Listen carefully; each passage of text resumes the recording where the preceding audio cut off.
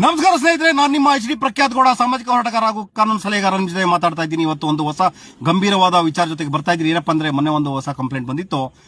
ನನ್ನ ಹೆಂಡತಿ ಸರ್ ಮನೇಲಿ ಇರಕ್ಕೆ ಬಿಡ್ತಾ ಇಲ್ಲ, ಆಗ ಅಪ್ಪ ಅಮ್ಮನ ಬಿಟ್ಬಿಟ್ಟು ಬಂದ್ಬಿಡು, ಎಲ್ಲರೂ ಹೋಗ್ಬಿಟ್ಟು ಬೇರೆ ಕಡೆ ಇದ್ಬಿಡೋಣ, ಅವ್ರು ಹೆಂಗಾರು ಮಾಡ್ಕೊಳ್ಳಿ.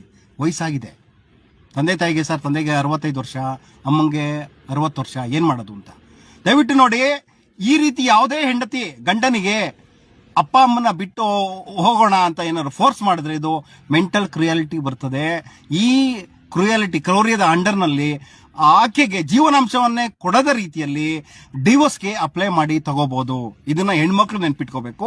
ಹಾಗೆ ಎರಡನೇ ಪಾಯಿಂಟ್ ಏನಪ್ಪಾ ಅಂತಂದ್ರೆ, ಯಾವುದೇ ಕಾರಣಕ್ಕೂ ಗಂಡನನ್ನ ಅವರ ಅಪ್ಪ ಅಮ್ಮನಿಂದ ಬೇರ್ಪಡಿಸ್ತಕ್ಕಂಥ ಕೆಲಸವನ್ನ ಹೆಂಡತಿ ಮಾಡಿದ್ರೆ ಇದರಲ್ಲೂ ಕೂಡ ಆಕೆಗೆ ತೊಂದರೆ ಆಗ್ತದೆ. ಆಕೆ ಗಂಡ ಅಪ್ಪ ಅಮ್ಮ ಜೊತೆ ಇದ್ದಾಗ ತನಗೆ ಬೇರೆ ಮನೆಯಲ್ಲಿ ವಾಸ ಮಾಡಬೇಕು ಅಂತ ಕೇಳೋಂಗಿಲ್ಲ.